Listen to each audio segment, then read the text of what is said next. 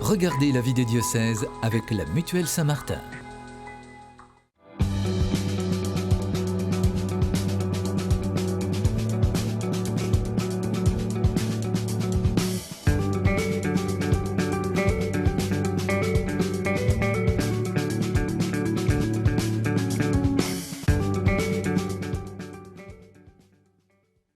Bonjour à toutes et à tous, bienvenue dans cette nouvelle édition de la vie des diocèses. Cette semaine, on vous emmène du côté de la Moselle, direction donc Cap du nord-est de la France, un des départements de la Lorraine qui est situé donc dans la nouvelle région Grand Est. C'est un territoire tourné vers le bassin rhénan, un département doublement frontalier avec l'Allemagne et avec le Luxembourg. C'est un des 5 départements français d'ailleurs à avoir une frontière avec 2 pays étrangers. Cette dimension a un fort impact dans la vie quotidienne des Mosellans. Près de 100 000 d'entre eux travaillent au Luxembourg, en Allemagne, de manière quasi quotidienne. C'est ce qu'on appelle les navetteurs. Impact également très fort dans la vie de l'Église. On en parlera au cours de cette émission, consacrée donc au diocèse de Metz, un diocèse qui, dans son droit local, a hérité d'un régime dit concordataire qui reconnaît et organise les cultes catholiques, luthériens, réformés et israélites. Le diocèse de Metz compte aujourd'hui plus d'1 million d'habitants, c'est un gros diocèse donc. L'Église compte 650 paroisses, regroupées depuis une dizaine d'années en 134 communautés de paroisses, réunies elles-mêmes en 34 archiprêtrés, autrement appelés doyennés. Près de 300 prêtres sont incardinés dans le diocèse de Metz, dont plus de 160 sont en pleine activité. Une cinquantaine de diacres permanents sont aussi à leur côté. 6 séminaristes sont actuellement en formation pour le diocèse de Metz. Par ailleurs, 143 laïcs sont en mission ecclésiale. Pour nous parler du diocèse de Metz, nous avons la joie d'accueillir Monseigneur Jean-Christophe Laglaise. Monseigneur, bonjour. Bonjour. Alors, vous êtes évêque de Metz depuis 2013. Votre parcours, on va essayer de le retracer aussi brièvement que possible. Quelques dates quand même vous concernant. Vous êtes né en 1954. Vous avez été ordonné prêtre en 1981 pour le diocèse de Bourges. Après des études au Grand Séminaire de Clermont-Ferrand et d'Orléans notamment, prêtre de paroisse dans l'Indre, vous avez été aussi aumônier militaire pendant une dizaine d'années. Vous êtes beaucoup impliqué dans le dossier de la catéchèse, notamment. Vous avez été directeur adjoint du Centre national de l'enseignement religieux pendant 9 ans, avant d'être nommé, ordonné et installé évêque de Valence. C'était en 2002, jusqu'en 2013, année où vous êtes devenu évêque de Metz. Au niveau national, vous êtes membre de la commission épiscopale pour la mission universelle de l'Église, chargé tout particulièrement des prêtres religieux et religieuses qui viennent d'autres pays. Et pour finir ce rapide portrait, je cite votre devise épiscopale « Vers Jésus-Christ, dans la paix et dans la joie ». Alors, Monseigneur Laglaise, le Conseil d'État, alors première question un petit peu d'actualité. Le Conseil d'État, ce dimanche, a demandé au gouvernement de revoir la jauge de 30 personnes pour la célébration des offices religieux. Quelle est votre réaction? Comment vous avez reçu cette décision? D'un ouf de soulagement, parce que franchement, la décision tant du président de la République que du Premier ministre avec 30 personnes, très rapidement, je me suis cité dans la cathédrale de Metz. 30 personnes dans la cathédrale, déjà le célébrant les verrait à peine. Donc cela paraissait, je l'ai même écrit au préfet, on était à la limite du ridicule. Donc le Conseil d'État est revenu à la sagesse et dans les jours à venir, puisque je crois qu'il y a 3 jours pour que le gouvernement revoie le décret, nous allons arriver à une jauge acceptable. Il faut rappeler que jusqu'à présent, et dans mon diocèse en particulier, nous avons fait le maximum pour respecter les consignes, tant qu'elles étaient sensées et cohérentes vis-à-vis des cultes. Donc il n'y a aucune raison qu'une fois que nous aurons la nouvelle jauge, les choses aillent mal. Voilà, donc une mesure de sagesse prise par le Conseil d'État. Il y a eu quelques jours, quelques semaines, même un petit peu de flou, de mécontentement d'ailleurs de certains fidèles. Comment vous avez géré cela avec vos prêtres, avec les fidèles de votre diocèse? Alors, dans le diocèse de Metz, les choses se sont bien passées.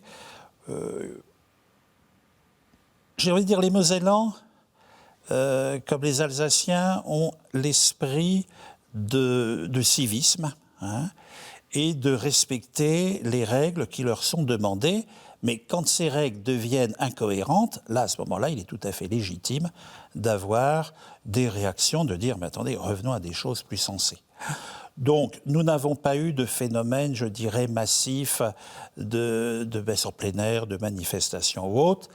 Il y a eu effectivement à Metz une demande un dimanche des catholiques qui ont la messe sous la forme extraordinaire, mais la demande avait été faite en préfecture et ça s'est très bien passé. Alors, Monseigneur Laglaise, l'année 2020 aura été une année doublement spéciale et exceptionnelle pour le diocèse de Metz, puisque c'est encore d'ailleurs l'année jubilaire de la très belle cathédrale de Metz, une cathédrale qui a 800 ans d'existence, et je vous propose de la découvrir sans plus attendre avec cet extrait d'un documentaire réalisé par Nadège Kieffer et Christine Martin. Ça s'appelle « Confidence d'une cathédrale ». On regarde. La cathédrale, c'est l'église où se trouve la cathèdre, l'objet qui donne son nom à cette église qui est celle de l'évêque. Il symbolise la mission spécifique de l'évêque, qui est le responsable d'un diocèse, qui est chargé de conduire les brebis du troupeau et de les enseigner. Ce n'est pas l'église d'une paroisse, d'un village ou d'une ville, mais c'est l'église de l'ensemble du diocèse. Et tous les chrétiens, tous les catholiques de Moselle peuvent se sentir chez eux dans cette église. C'est leur église, la cathédrale.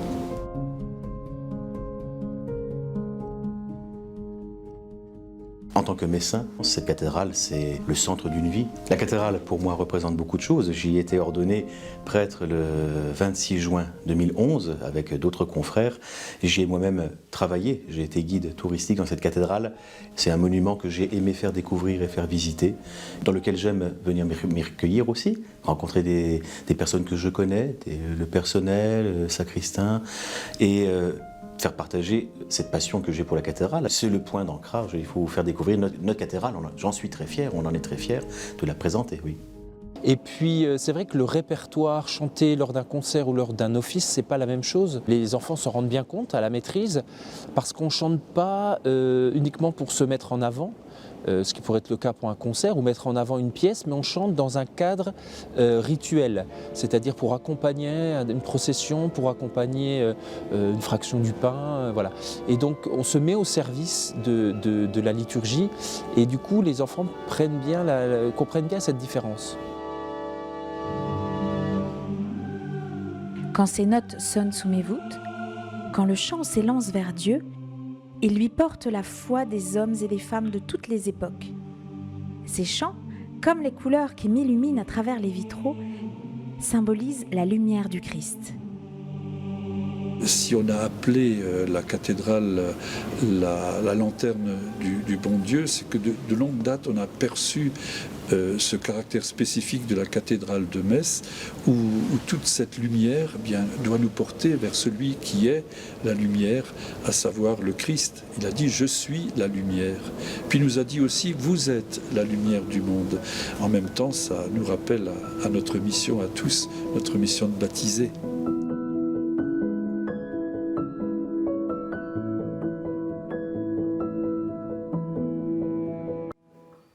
Voilà un extrait d'un documentaire que vous pourrez retrouver d'ailleurs sur le site internet du Jubilé, dont on vous donnera l'adresse en fin d'émission. Monseigneur Laglaise, cette cathédrale, vous la connaissez très bien, évidemment comme évêque, mais aussi comme directeur d'un ouvrage que vous avez publié autour de cette belle cette belle cathédrale, excusez-moi, de Metz, aux éditions La Nuée Bleue. C'est une cathédrale qui aujourd'hui a encore un message à donner. Je pense que c'est la raison pour laquelle aussi vous avez souhaité marquer ce jubilé. Quel message principal vous pensez que cette cathédrale peut donner encore aujourd'hui ? Elle tournera, c'est ce que vient de dire le chanoine Schwartz. Son surnom, c'est la lanterne du bon Dieu. Donc, elle a un message de lumière. Elle domine la ville, comme beaucoup de nos cathédrales en France. Message de lumière. D'ailleurs, la phrase qui porte le jubilé, c'est le Christ est lumière, missionnaire de cette lumière. Donc, un message de lumière et un message de paix et d'apaisement, surtout dans la période que nous traversons, où certaines personnes cherchent des lieux pour s'asseoir, de vie, de paix. Il suffit de voir le nombre de veilleuses auprès de la statue de Notre-Dame de Bon Secours, qui est au fond de la cathédrale. Donc elle est là. Et puis elle a aussi quelque chose comme un élément protecteur, avec comme symbolique, l'une des tours de la cathédrale est une tour que l'on dit municipale, où est la grande cloche qui ne saute qu'aux grands événements que l'on appelle la mute. Donc, Lanterne du bon Dieu, la lumière, la paix et comme l'élément de protection. Enfin, Dieu prend soin de son peuple. Alors vous aviez prévu tout un programme pour ce jubilé que vous avez lancé donc le 8 décembre 2019. Ça devait se clôturer le 8 décembre 2020. Alors, vous n'êtes pas, si je puis dire, laissé démonter par ce confinement. Non. Vous avez dû réorganiser les choses. Où on en est finalement aujourd'hui ? Alors, dès le mois d'avril, le jubilé avait très bien démarré. Les archiprêtrés s'inscrivaient pour leur journée de pèlerinage. Il y avait des journées prévues pour les élus, pour les membres des conseils de fabrique, pour la vie religieuse et tout. Arrive le premier confinement, et là, on se dit avec mes collaborateurs, on ne va pas arrêter en si bon chemin. Eh bien, je l'ai prolongé jusqu'au lundi de Pentecôte 2021. Bon, est arrivé un deuxième confinement où nous avons été obligés, là encore, de repousser à nouveau ce qui avait été déjà repoussé. Mais on ne va pas se laisser démonter. Donc on maintient, avec le chanoine Thierry, qui est en charge du jubilé, les équipes qui travaillent avec lui, nous maintenons, avec les autorités aussi, tant municipales que de l'État, les différentes activités culturelles ou religieuses qui étaient prévues. Alors, très prochainement, le 8 décembre, va se dérouler un événement particulier. Est-ce que vous pouvez nous en dire quelques mots ? Comment ça va se passer, en fait ? Alors, donc, initialement prévu, vous venez de le rappeler, nous devions clôturer le jubilé le 8 décembre 2020 et je devais promulguer le projet missionnaire. Eh bien, comme tout est remis au mois de mai, nous nous sommes dit, on va quand même faire quelque chose le 8 mai. Donc, c'est une invitation à une veillée de prière avec Marie. Le 8 décembre. Le 8 décembre, donc, je serai dans la cathédrale avec le membre du chapitre et quelques personnes. Et les services de communication du diocèse retransmettront via les réseaux sociaux pour que l'ensemble des diocésains puissent s'unir à ce temps de prière et d'intercession. Et à 19h, nous inviterons les Mosellans qui le souhaitent, croyants ou non, à allumer une bougie au bord de leur fenêtre. À la fois pour manifester, je dirais, notre espérance, et puis manifester aussi notre solidarité, tant avec les malades, que les soignants, que les personnes aussi en précarité, car nous vivons aussi quand même une situation qui, me semble-t-il, va s'aggraver au niveau économique. Voilà un petit peu, donc c'est une première. Mais jusqu'à maintenant, les premières que nous avons lancées dans le diocèse fonctionnent. Donc il n'y a aucune raison de s'inquiéter pour le 8 décembre prochain. Alors en effet, cette année a porté déjà de beaux fruits et il va y en avoir d'autres. C'est en tout cas ce dont se réjouit par avance l'abbé Dominique Théry, vicaire général et chanoine de la cathédrale. Je vous propose de l'écouter. Moi, ce que j'y vois surtout, c'est qu'effectivement, le jubilé, on a mis déjà 3 ans à le préparer. Ce qui a permis de créer des liens, que ce soit avec les institutions, que ce soit avec des partenaires, d'autres partenaires. Sur le plan, je dirais, de la vie sociale, ça a été extrêmement riche. Et puis, pour les personnes qui découvraient la cathédrale, puisque à travers les pèlerinages, ils découvraient cette histoire, c'est 800 ans, c'est quand même pas rien. Là aussi, on a pu voir que, à la fois, il y avait de l'émotion, les gens étaient touchés de voir qu'il y avait un tel joyau méconnu sur le plan architectural, sur le plan historique, et puis sur le plan spirituel, parce que c'est une véritable catéchèse, cette cathédrale. Donc voilà, on peut vraiment dire qu'il y a eu de beaux fruits, et que ce n'est pas fini, puisque le jubilé va pouvoir continuer à cause, je dirais, c'est le fruit du Covid, là. À cause de la pandémie, eh bien, le jubilé va pouvoir durer jusqu'au 24 mai prochain, lundi de Pentecôte, et donc nous allons encore avoir des activités, et j'ai envie de dire, venez nombreux, ceux qui nous écoutent et nous voient, la cathédrale se fera un plaisir de les accueillir et de les nourrir spirituellement. Voilà, Monseigneur Langlaise, ce n'est pas fini, disait l'abbé Thierry. Notamment, vous allez faire concorder cette clôture du jubilé, donc à la Pentecôte 2021, avec la promulgation de votre nouveau projet pastoral diocésain. Concrètement, comment vous faites concorder les deux ? Qu'est-ce qui va se passer, en fait ? Alors, nous l'avions prévu dès l'origine, puisque le chanoine Thierry vient de rappeler que la préparation du jubilé, c'est quasiment 3 ans, et la réflexion, les premières moutures de ce projet pastoral missionnaire correspond à peu près à la même période. Et nous nous sommes dit, clôturer un jubilé pour clôturer un jubilé, autant donner une impulsion nouvelle et donc de promulguer ce projet pastoral. Alors effectivement, j'avais donc demandé à Monseigneur Villemain, qui est l'évêque auxiliaire, de piloter une équipe pour une mise en œuvre et l'accompagnement de cette mise en œuvre du projet pastoral dans les doyennés. Le premier confinement a empêché qu'ils continuent le travail qu'ils avaient commencé.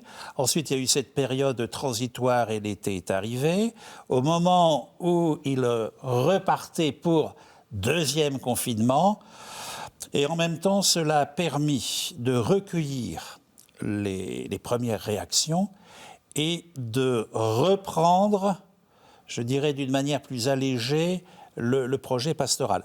Non pas dans sa dimension missionnaire, mais dans sa présentation. Et nous avons eu la semaine dernière une réunion de travail avec les archiprêtres pour justement regarder ensemble cette nouvelle mouture du projet pastoral et missionnaire. L'arête principale, c'est la collaboration plus étroite entre prêtres laïcs, de prise de responsabilité pour l'animation de missionnaires du diocèse et des paroisses. Et puis en même temps, 7 missions qui sont à mettre en œuvre dans les archiprêtrés. Donc, mais peut-être que l'émission va nous présenter une de ces missions qui est la mission de la solidarité. Tout à fait. Alors on va y venir, Monseigneur Laglaise, puisque vous disiez il y a 7 missions qui ont été, qui sont dévolues à chacune de ces équipes, finalement, dans chacun de ces archiprêtrés, notamment la question de la solidarité. Et il y a d'ailleurs une maison qui porte son nom à Metz, la Maison de la Solidarité, qui abrite notamment un vestiaire, l'accueil de jour du Secours catholique. Et puis depuis 2 ans, on trouve aussi l'espace Caribouchou. Caribouchou, c'est un lieu d'accueil pour les mères et les bébés avec l'accompagnement de professionnels de la petite enfance et de la maternité. Un lieu qui est resté mobilisé durant ce dernier confinement. Alors de quelle manière ? Je vous propose de le découvrir avec l'explication de Jean-Louis Legrand, c'est le directeur de cette Maison de la Solidarité. Contrairement au premier confinement, nous avons pris l'option, avec l'accord de la directrice départementale de la cohésion sociale, de maintenir le vestiaire ouvert, d'autant que maintenant nous avons élargi notre offre en faisant de l'aide alimentaire pour les tout-petits.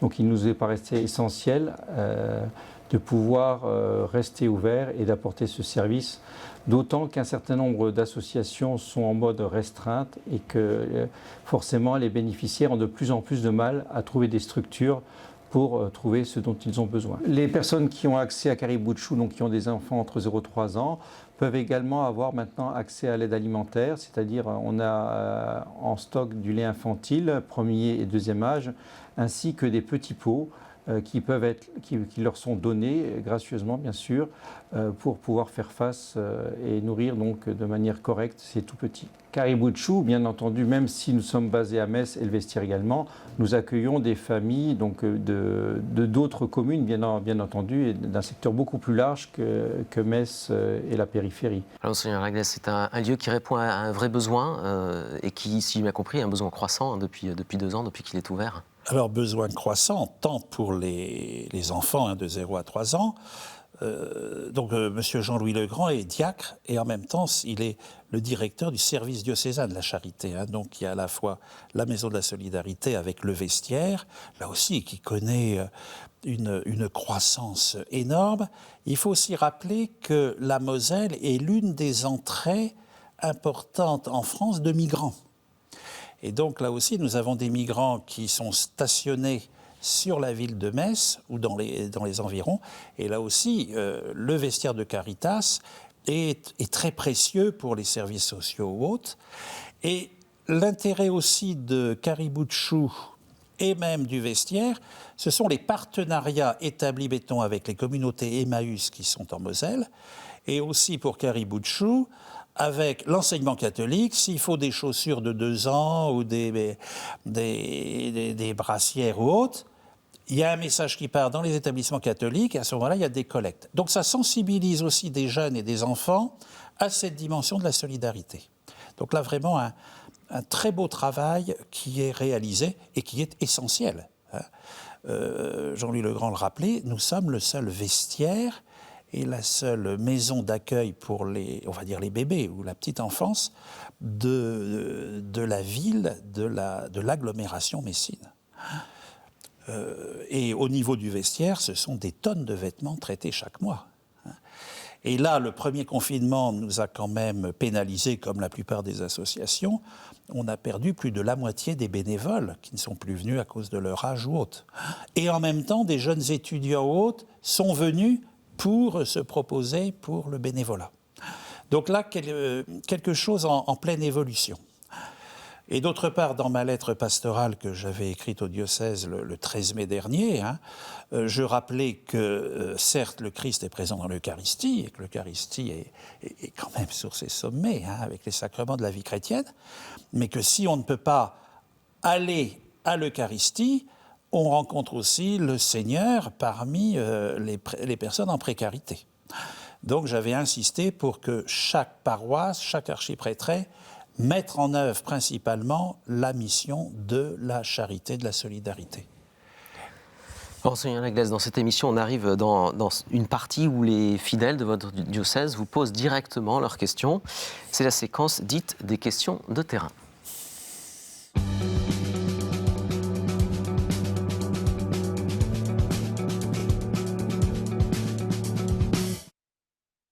Alors, première question qui vous est posée par Aude, et elle porte justement sur le projet pastoral diocésain. Mon père, voici 2 ans maintenant que le projet pour une conversion pastorale et missionnaire de l'Église en Moselle prend forme et est en passe d'aboutir grâce au dialogue, au partage d'expériences et dans une profonde conscience de sa nécessité pour aujourd'hui et encore davantage pour demain. Quelles sont à présent les prochaines étapes de sa mise en place ? Et quels seront les enjeux afin qu'il porte ses fruits? Je vous remercie. Alors, Aude est bien informée des étapes et tout, puisqu'elle est l'une des membres de l'équipe constituée autour de Monseigneur Villemain. L'étape où nous sommes aujourd'hui, donc, c'est la semaine dernière, cette rencontre avec les archiprêtres, suite à un travail d'un petit groupe qui a repris les synthèses des visites qu'avait déjà effectuées cette équipe de mise en œuvre et de suivi.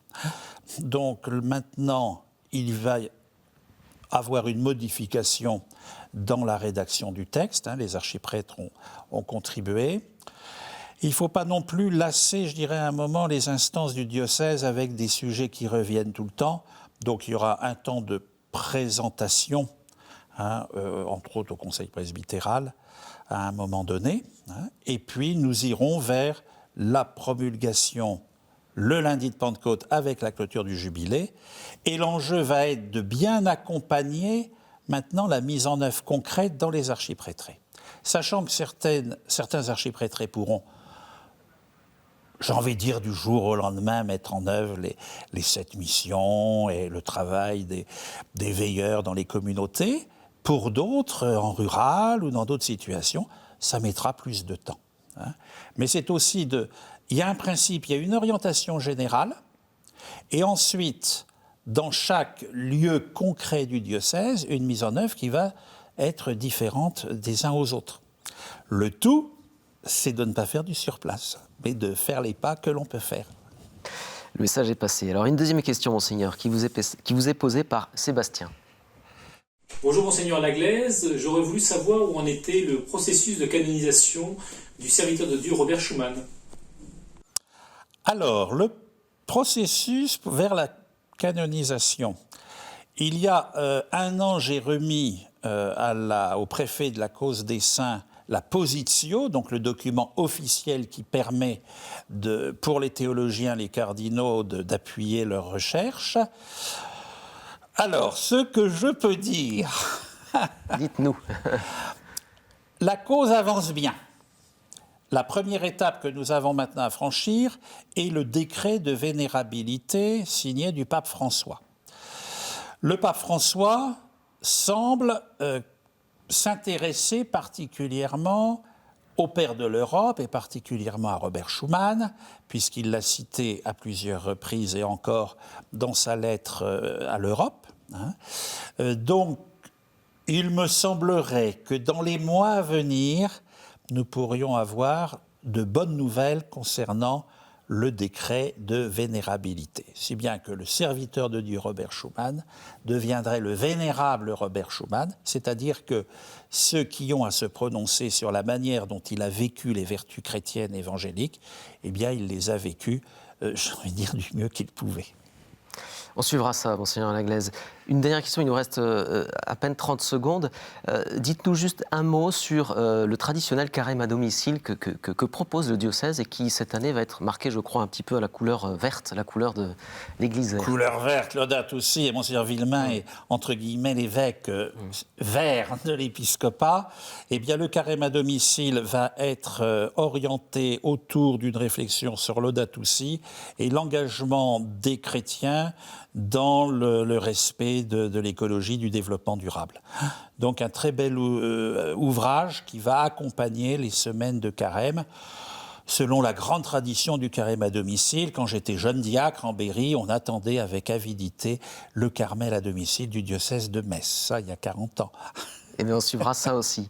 Merci beaucoup, Monseigneur Laglaise, d'avoir répondu à nos questions. Pour ceux qui souhaitent en savoir plus sur le diocèse de Metz, eh bien, vous avez le site internet qui s'affiche en bas de votre écran. Vous pouvez donc tout savoir sur l'actualité de ce diocèse. Vous pouvez aussi en savoir plus sur le jubilé de la cathédrale de Metz en allant sur le site internet qui est spécialement dédié à celui-ci, un site notamment pour suivre l'agenda des différents événements qui ont été un petit peu chahutés ces derniers temps. Et puis évidemment notre site internet ktotv.com pour suivre cette émission, pour la revoir et en voir aussi bien d'autres. Moi je vous remercie en tout cas d'avoir suivi cette émission, de votre fidélité et je vous dis à la semaine prochaine.